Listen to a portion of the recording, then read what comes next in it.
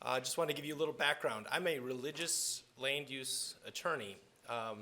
It's a special kind of attorney. I guess it's like when people ask me what kind of attorney I am, it's kind of like asking somebody if they're a good witch or a bad witch. A religious land use attorney is basically somebody that helps religious institutions and churches accomplish their noble missions or what they want to do with their property and navigate a lot of what you just listened to in the last show. Dating back all the way to 1926, the Supreme Court allowed the proverbial camel's nose under the tent and said zoning was constitutional. I don't think the Supreme Court ever believed that we would get to a place where we're talking about density bonuses and overlay districts, and the extent to which right now what you can do on your own property is now regulated by a small group of politically elected people that have ties and interests of their own. I hail from Chicago, and it's one of the most corrupt, disgusting places in all the world to have to get approval. It just is. We have a thing called aldermanic privilege. If you want to do anything, the alderman has to give the Caesar's thumb up or thumbs down as to whether or not he supports it. It doesn't matter if you're consistent with all the land use interests. If your proposal doesn't get the alderman's thumb up or thumb down, there's a way that they can sink your plan. So I'm not a fan of zoning. I understand the basis of it, but for the last 16 years, I've seen the corruption. I've seen the politics. I've seen the well-intentioned ideas behind what we're doing through zoning turn into another morass that creates huge burdens on my clients and others, both from an economic development of a community. How many of you are from a community that has a mostly vacant industrial park? Or a community that has a bunch of unused churches that almost can't even sell their properties? I see these stories come up on a daily basis. Driving here from Chicago, just going through the rural areas, you just see our communities are just dotted with old churches, abandoned churches, large parking lots. Off-street parking was such a huge thing, and now we've just got seas of parking. And a lot of it is because there are churches that don't have congregations that are just dying. They don't have the wherewithal to even cover the maintenance expenses of their properties, and they need to figure out what to do. But then when they go and find a buyer, the buyer comes and says, this is what we want to do.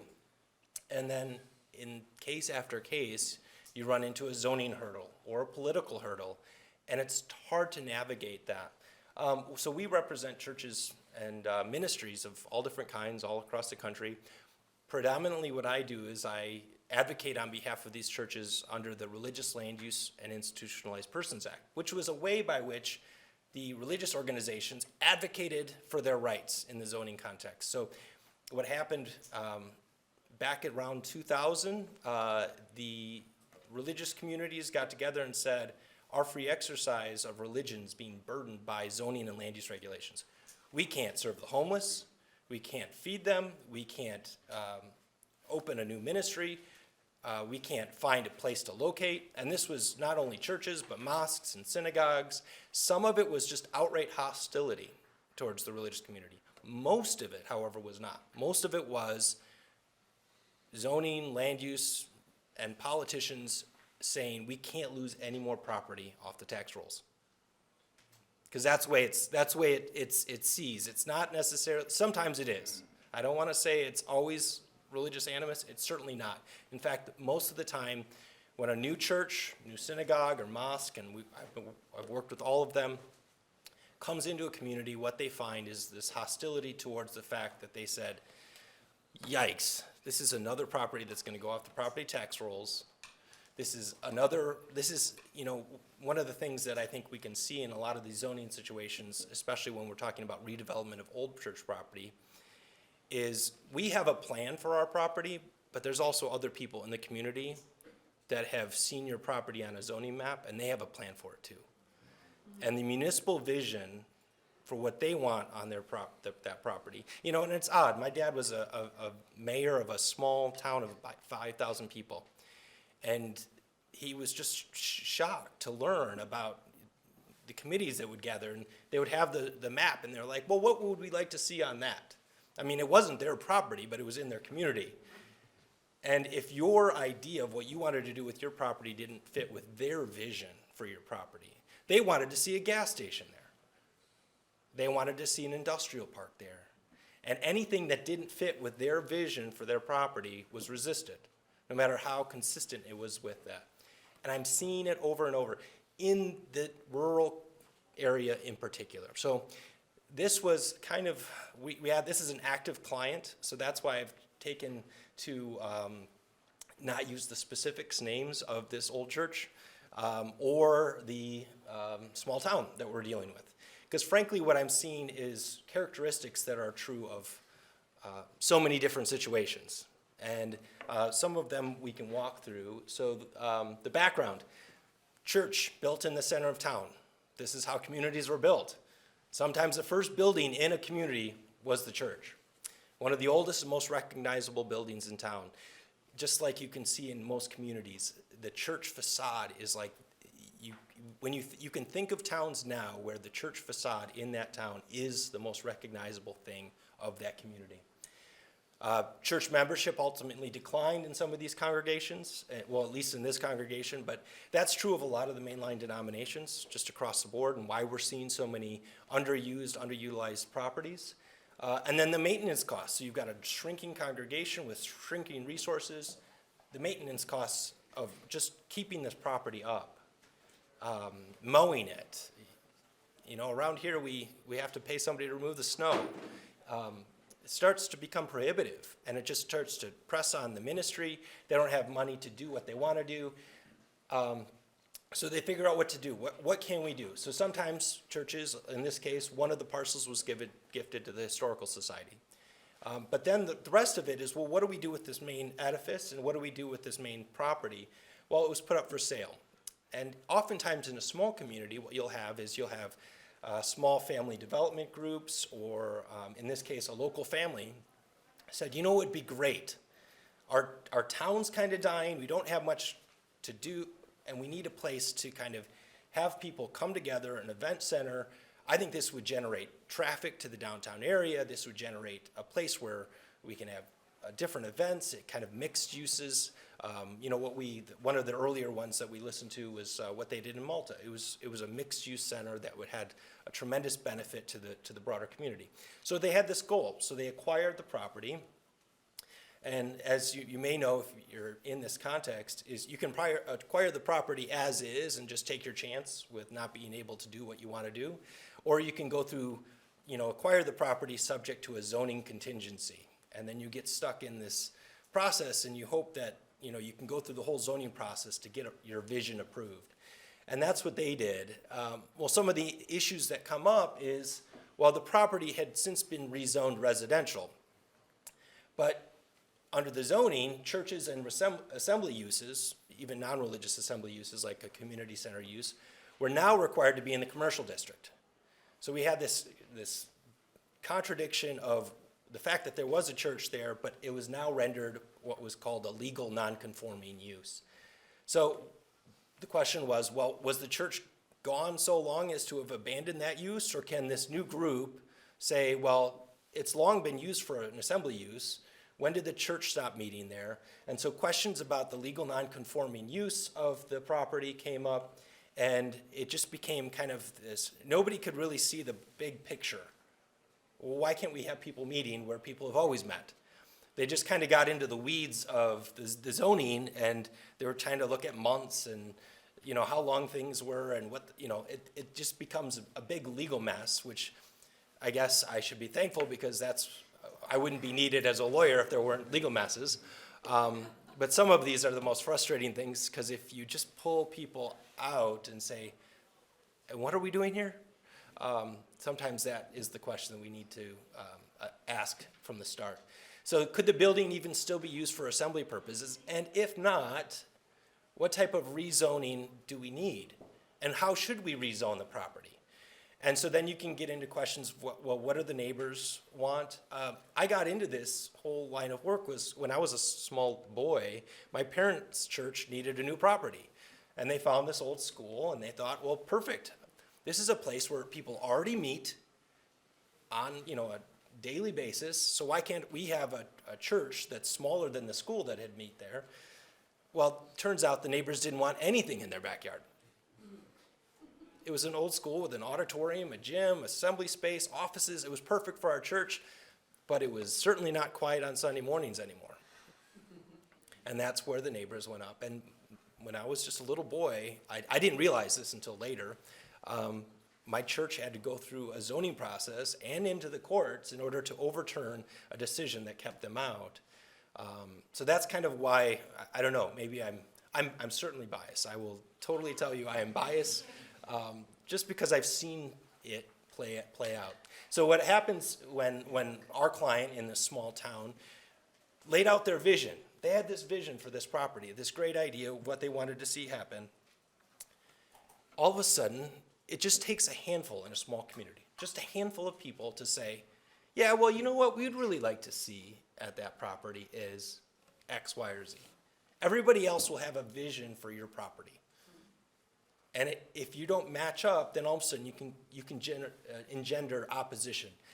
So they had to figure out, well, how do we rezone the property? What type of zoning should we ask for? They had to navigate the neighborhood opposition. And sometimes, and I say, I was going to write neighborhood, but I got rid of the hood because it really is just neighbor opposition, because it wasn't uniform. Usually a lot of people that are supportive of what you want to do, they don't make their voice known at all. The squeaky wheels, the ones that are opposing the projects, are the ones that will stand up, show up at all the meetings, and they will sometimes be, because they're so loud, they're in a sense overrepresented because they're the only ones that are speaking. While the silent majority is there, and that's one of the things that I try to work with the churches on. Hey, you have to understand that if you have the silent majority, you have to bring them to the table. You have to get their voices heard. Because, frankly, if you're in a small town, like I grew up in, if you've got 5 people at a zoning or plan commission meeting, that's a lot. And sometimes the aldermen are, they're kind of, oh shoot, we gotta watch out. We got 5 people sitting over there. They're really hot and bothered by this. And that can really overstate the level of opposition that there truly is to what they're trying to do. So then the other thing that they had to navigate was the community's interest in preserving the facade and the bell and the clock. You grow up in a small community and you hear the bell and it becomes part of your life. It becomes part of, you may not even go to church there, but that becomes who you are, and and then, the clock and the facade. And so understanding that, sometimes I think some groups, when they come into redevelopment of church property, they have this vision and they don't realize that what they're doing is they're altering something very fundamental and central to the community that they're altering. So that was another thing. The other thing was political uncertainty. And if anybody's dealt with political bodies, you can have a conversation with the mayor, and the mayor's fully supportive. And so you think you're golden, but then there's 2 other commissioners that ran against the mayor last time, and they actually would like to see this property converted into, condos. And then another, and so this is one of the things that you walk into, is you really don't have a clear direction. As a result of the political uncertainty, what that results in for most development and churches trying to do anything new with their property is delay and cost.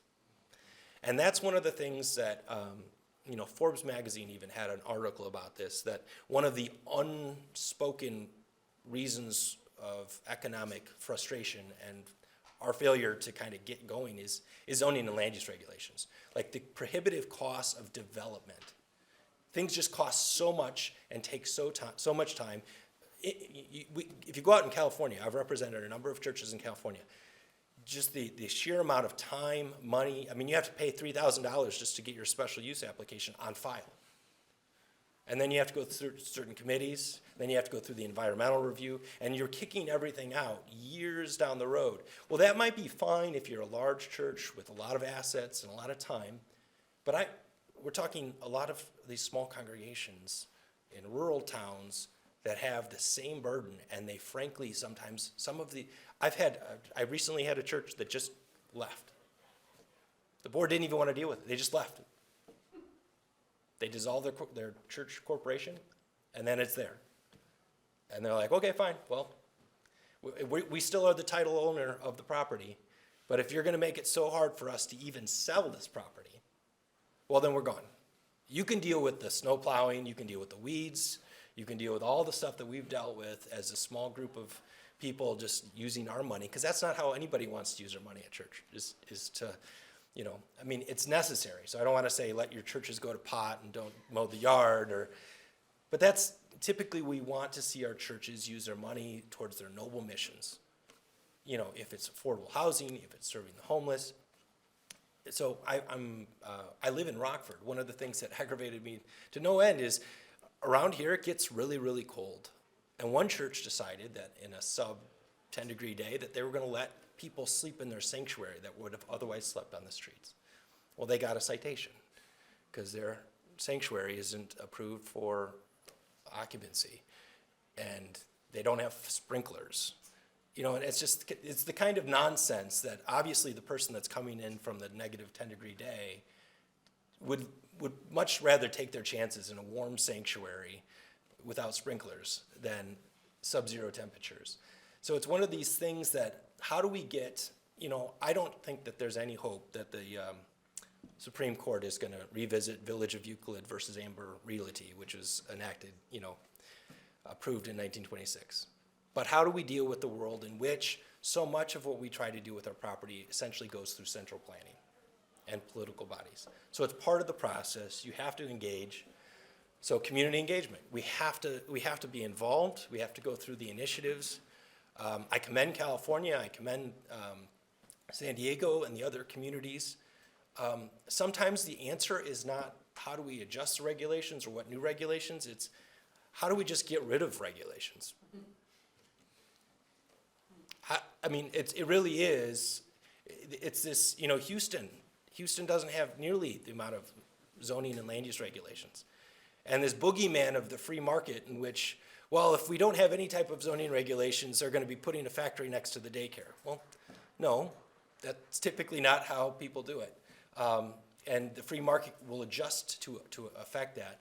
And one of the things that I really want people to understand is for religious institutions, so many of the leadership have to kind of understand their rights and what they have. Sometimes they go into these projects or they go into the sales of their parcels without understanding zoning. It's important to understand what zoning requirements you have.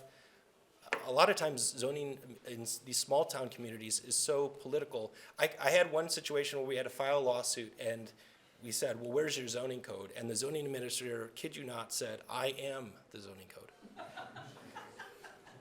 I am the zoning code.